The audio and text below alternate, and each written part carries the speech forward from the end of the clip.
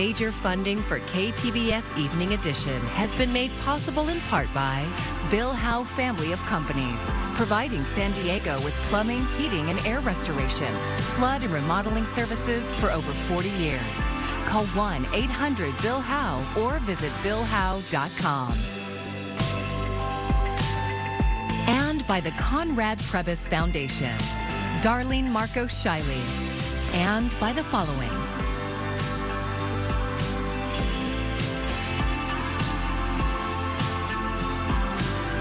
And by viewers like you. Thank you.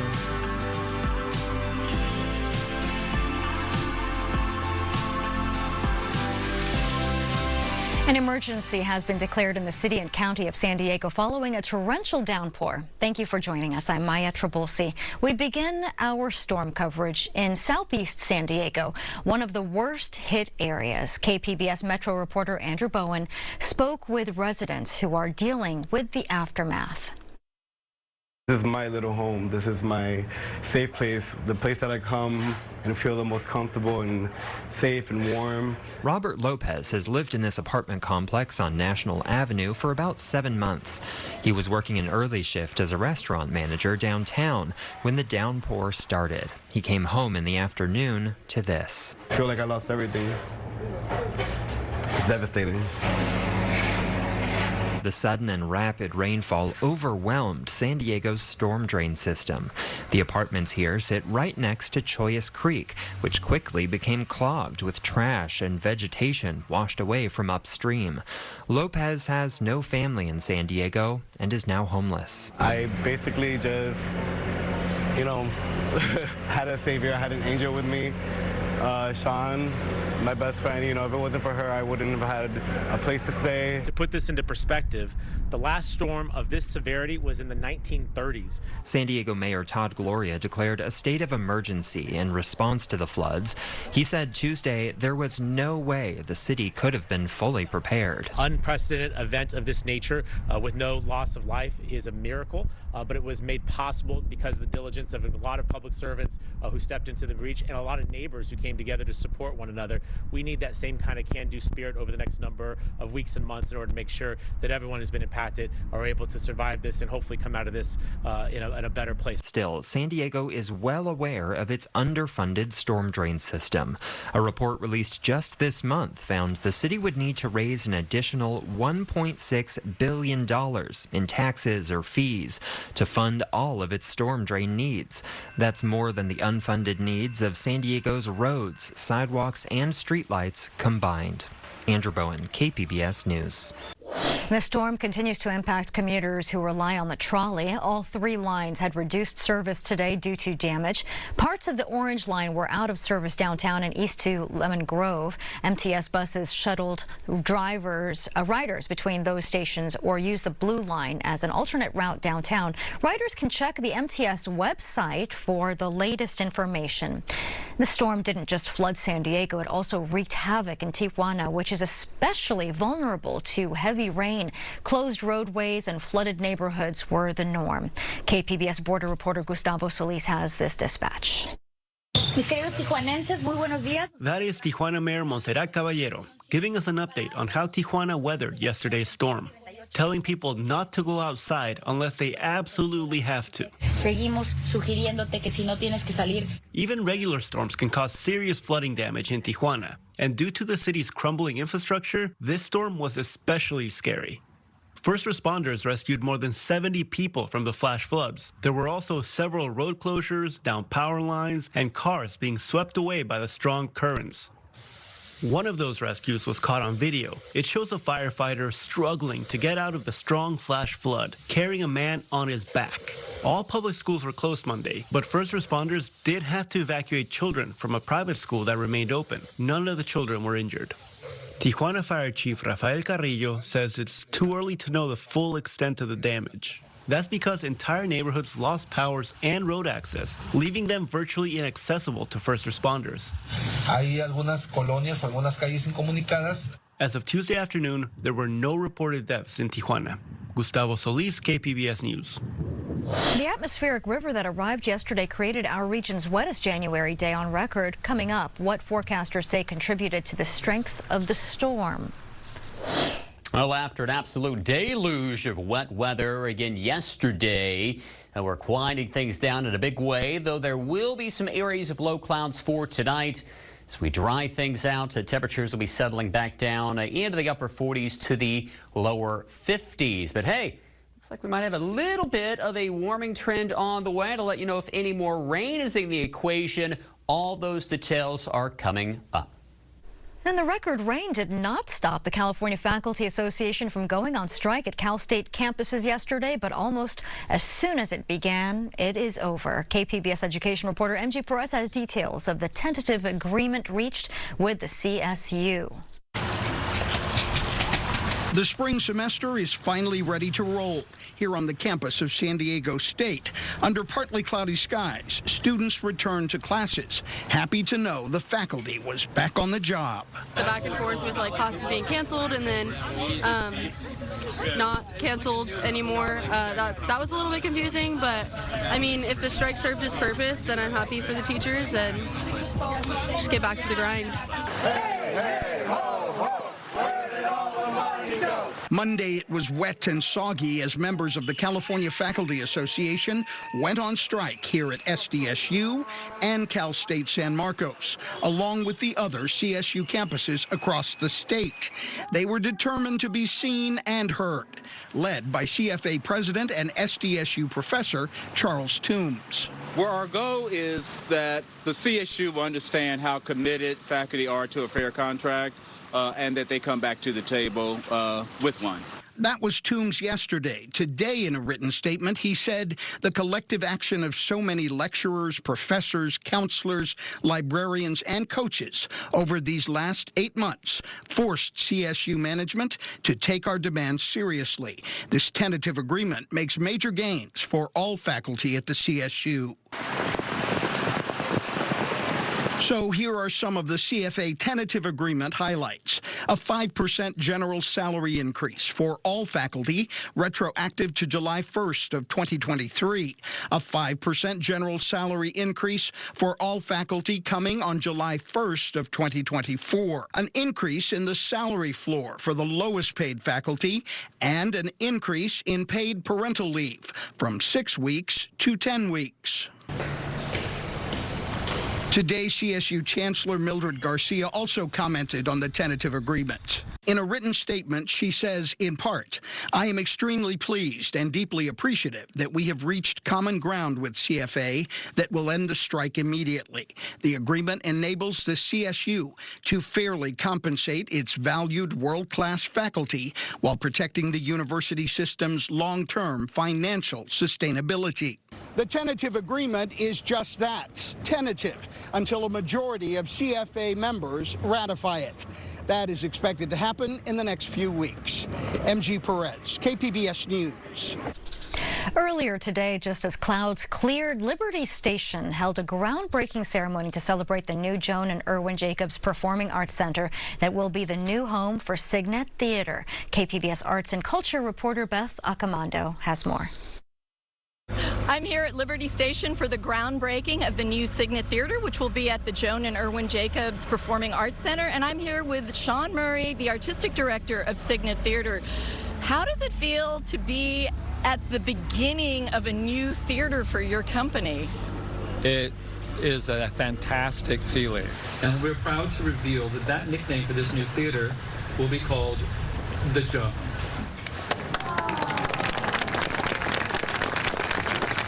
And talk about this space, because it's not just a theater for you. No, this is a performing arts complex. It's 2 theaters located inside the building. A large 289-seat house and 140-seat round studio theater. Our rehearsal space will be located, costume shops, wig and makeup shop, dressing rooms to accommodate cast for both theaters? Well, it's over 40,000 square feet. It'll have 2 theaters. It'll have beautiful lobbies, a beautiful exterior patio for people to gather before and after a show or anytime. This is probably the biggest project that we've undertaken. The first thing we did was a needs and use assessment several years ago to see if there was a need. If we built a performing arts center, would people come and use it? Overwhelmingly, we found out there was a huge need for small and mid-sized performing arts groups of all types to have a place to perform. We started this project before the COVID, the Great Plague, and so part of the discussions during that period was about how do we make sure this building is a healthy, safe building going on in the long term. And so we've included a number of things with the air circulation and the different. So there's been a lot of thought about how to make the building something that would be relevant in the long term. At Liberty Station, I'm Beth Accomando, KPBS News. The nation's first 2024 presidential primary is underway in New Hampshire. Former President Donald Trump and former South Carolina Governor Nikki Haley are vying for votes to become the Republican nominee. Here's Julia Benbrook. Anything can happen at the ballot box, and New Hampshire is known for some surprise results. But polls show that former President Donald Trump is likely to claim a win in the Granite State. Every day, the Republican Party is becoming more and more unified. That was Trump's message at his final rally before New Hampshire voters went to the polls. Appearing on stage with him, 3 of his former primary opponents. We started off with 13, and now we're down to 2 people. And I think one person will be gone probably tomorrow. But former UN Ambassador Nikki Haley represents a different part of the party, and she isn't giving up without a fight. America doesn't do coronations. We believe in choices. We believe in democracy. If there is a place for Haley to gain significant traction, it's here among an electorate in which moderate and independent voters play a crucial role. I am hopeful that she's going to win. I think she's one of the last chances we have. And quite honestly, I think if President Trump ends up as our nominee in the Republican Party, he's going to lose again. A Haley victory or a close race will be crucial to continue on.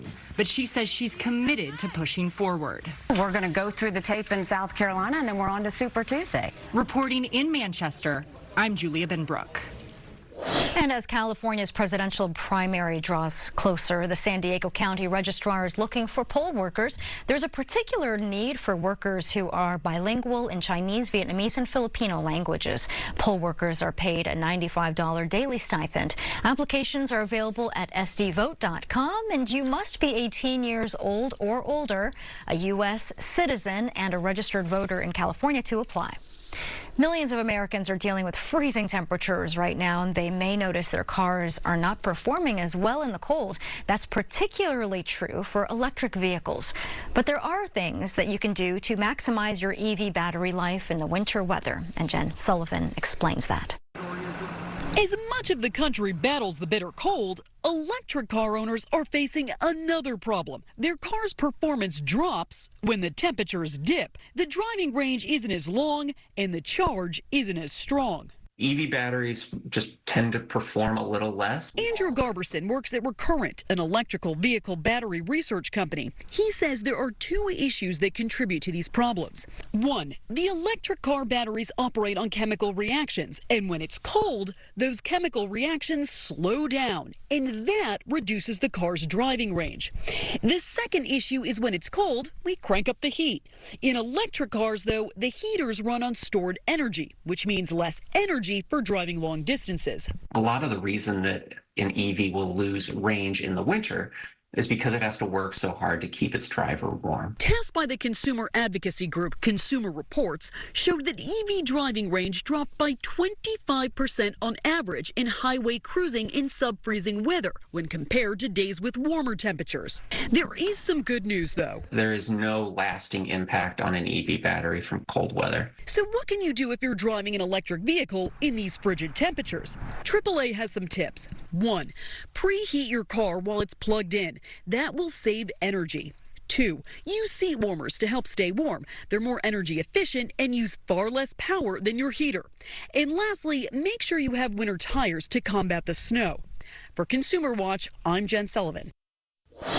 A high-speed zero-emission rail project to connect Southern California to Las Vegas got a major boost today. The U.S. Department of Transportation approved $2.5 billion in private bonds for the Bright Line Rail project. That's in addition to the $3 billion funding approved last month. The 218-mile rail will primarily run along Interstate 15, cutting the trip to Las Vegas from the Los Angeles Inland Empire area to just over 2 hours.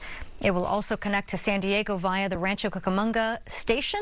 Construction is expected to begin this summer with the goal to open in 2028. The strength of the storm that hit San Diego County took many of us by surprise. The rain flooded parts of the region and even carried away parked cars. KPBS environment reporter Eric Anderson says it was particularly dangerous in San Diego's South Crest neighborhood. The rain that drenched San Diego on Monday created an out-of-control torrent of water in southeast San Diego. Greg Montoya stood outside of his house on Beta Street. The water came up all the way to about the 4-foot mark on that front door. The inside of the house is total. The brown water raged along the concrete canyon, flowing over its banks. Trees were uprooted, fences were pulled down, and cars got tossed around and dragged into the muddy floodwaters raging towards San Diego Bay. Deluge overwhelmed Choyas Creek, where houses sit next to the concrete channel in spots. It's exactly the kind of thing Groundwork San Diego has been working to avoid. Choyas Creek has many branches, and many of them do have concrete channels. And what happens when the water hits, when the storm water hits the street, it goes into a storm drain, goes into the concrete channel. It wants to go out as quick as possible. The downpour came mostly on Monday morning, with several inches of rain falling in the space of just a few hours. Look at the fence posts. I mean, for that to happen, that's got to be an awful lot of force. Cars were carried away. Again, because the water is going too fast. And if we have the room, make it wider, slow down the water, it's not quite as impactful. The National Weather Service says storms like this one are not uncommon in the region, but the intensity of the rainfall got people's attention. San Diego has a long history of flooding, but El Nino and climate change played a role. All the climate change is really doing is making it a little more extreme. Sometimes it's dry, sometimes it's wet, sometimes it's warm and cold, but it's exacerbating a condition that's already in place. Even though the atmospheric river never actually came ashore, the storm pushed enough rainfall into the county to lift seasonal rainfall totals out of a deficit to just above normal for this time of year. Atmospheric rivers can be very beneficial because they bring up to about 50% of our precipitation, and we need that, right? We need water to fill our reservoirs, it's good for the landscapes, but when they last too long or are too intense in period, they can be hazardous. Rain is moving out of the region for a little while. The next storm is expected in early February. Eric Anderson, KPBS News. If your home or business was damaged during yesterday's storm, the county wants to hear from you. The County of San Diego created a voluntary online survey. You can fill out the form using the link on your screen. Completing the survey does not guarantee that you will be eligible to receive disaster relief assistance, but the information will be helpful should the county request state or federal aid.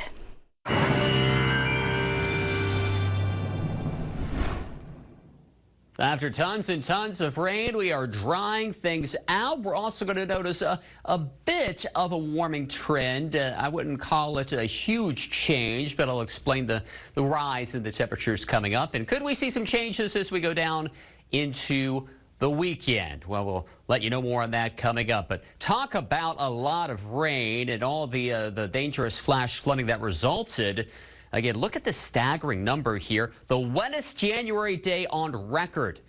And again, this breaks the previous record set back in 1979. We had nearly 2 3/4 inches of rain, and much of that fell in a very short amount of time. All right, well, as we look our way through, say, the next 24 hours, notice not a whole lot of precipitation again here, at least as we work our way through this evening. You can see pretty quiet conditions, again, not looking overly active. So we'll talk about conditions then again for tonight as we settle our way back down into the 40s and also into the 50s. We'll be talking about some 30s here toward Mount Laguna, Chula Vista, Oceanside, down into the 40s. But again, not looking overly active. There will be, again, some marine influence here with some cloudiness along the coast, even some of those interior valleys. But the next wet weather maker stays off to the north. High pressure will be in control, and that will keep us on the dry side again as we go through Wednesday. So sunshine makes a return after some morning low cloudiness. 63 Chula Vista, Mount Laguna 43, and 62 in Ramona. All right, let's go down the road here. Now, there will be some more low cloudiness, and not only Wednesday, but also on Thursday. But there's the subtle warming trend up into the 70s. Nice looking day on Saturday. Hey, that looks great for the weekend, right? Look at the interior valleys, near 80 on Saturday. And the sunshine will become more common with an offshore flow. Subtle changes here over the mountainous terrain. Still a little windy and chilly Wednesday into Thursday. As we go into the deserts, we'll notice those numbers climbing back up into the 70s. Nice looking weekend. For KPBS News, I'm meteorologist Justin Pavic. Over $1 million in financial aid has been approved for child care providers in San Diego. County supervisors unanimously passed a financial aid proposal today. The county will spend $1.25 million on infrastructure and to help cover startup costs. Another $750,000 will be used to create a database to track the opening and closing of facilities. Field trips offer enriching experiences for students across San Diego County, but school bus transportation can cost hundreds of dollars, money that districts can't cover. KPBS education reporter MG Perez tells us about an organization that is supporting children who need it most. So this person is definitely, it looks like she's posing for a photograph or even a show. There's a lot to see at the Institute of Contemporary Art in Balboa Park. This group of 4th and 5th grade students is from Wegeforth Elementary, a school in the San Diego Unified District. Along with touring the ICA's art galleries, this field trip includes hands-on learning. 11-year-old Sophia Adrian joins her classmates in cutting, pasting, and creating with some paint, glue, and a cardboard tube. Just decorations, like pink. That's my favorite color. Pink? Yes. Students started the morning on board a school bus that transported them from their campus in Serra Mesa to the museum in Balboa Park, about an 8-mile ride, at a cost of $600 for the round trip. We're often referred to as the missing link because we're the ones that can come in and provide that funding to get the kids to the institutions that have reduced the cost for them. Julia McMeans is executive director of the Arts Bus Express, a small San Diego nonprofit that raises money to pay for buses that take children on field trips to arts and science destinations. We need money. McMeans says the Art Bus Express takes requests for funding from any of the 42 local school districts. Priority is given to students attending public and charter schools, kindergarten through 12th grade, who come from low-income families recognized under federal Title I poverty guidelines. If I wanted to send every kid attending a Title I school in San Diego County on a field trip, every year at the beginning of the year, I would need about $5 million, which is a huge sum of money, but that's how much it would cost. On average, a field trip costs about $21 a student for transport and entrance to many museums and attractions. It's just fantastic of how people can make random things into art. 11-year-old Jason Medcalf and his classmate Alex Brush worked together on their cardboard tower cut, paste, and color project. I want to be a new Picasso. Alex says he's glad he's getting experience on this field trip to improve his skills. I'm going to have to train with art, draw stuff, paint stuff, make towers like these each and every single day. Jason likes the other benefits of this trip off campus. The entire class can go have fun with each other because most of the people here are friends, and going to places together is just like a bonding time. Arts Bus Express has kept the wheels on the bus going round and round, transporting 7,000 students to museums this school year. But there's a wait list with requests from more than 200 teachers and another 7,000 students. That's forced a pause on any new requests until $140,000 can be raised. Some support from the city and county of San Diego helps, but private donations are needed most. Special education teacher Megan Salcido is grateful her request was funded for the ICA trip at no cost to parents and providing an adventure for the children. For free, it's amazing, and it had never crossed their minds, or maybe their families haven't brought or been able to bring them here, and so it's just something new and exciting. The ICA is free to the public Thursday through Sunday, making the museum a partner in the investment field trips can be, says Executive Director Andrew Oot. Our world is filled with screens. You know, we're on our phones all the time. We see so many billboards. That didn't exist 100 years ago to the degree that it does now. So we need to make sure that kids understand how to visually interpret the world around them. As the Art Bus Express slogan goes, enriching student learning, one field trip at a time. All right, guys, what do we see? What kind of objects do we see? MG Perez, KPBS News. And here's a look at what we're working on for tomorrow in the KPBS newsroom. NPR's Morning Edition will follow up on the results of the New Hampshire primary and what's next for Trump challenger Nikki Haley. And January is National Train Your Dog Month. KPBS Midday Edition is talking to a trainer to answer questions from listeners. You can find tonight's stories on our website, kpbs.org. Thank you for joining us. I'm Maya Trabulsi. Have a great evening. Major funding for KPBS Evening Edition has been made possible in part by Bill Howe Family of Companies, providing San Diego with plumbing, heating, and air restoration, flood and remodeling services for over 40 years. Call 1-800-BILL-HOWE or visit billhowe.com. And by the Conrad Prebys Foundation, Darlene Marcos Shiley, and by the following: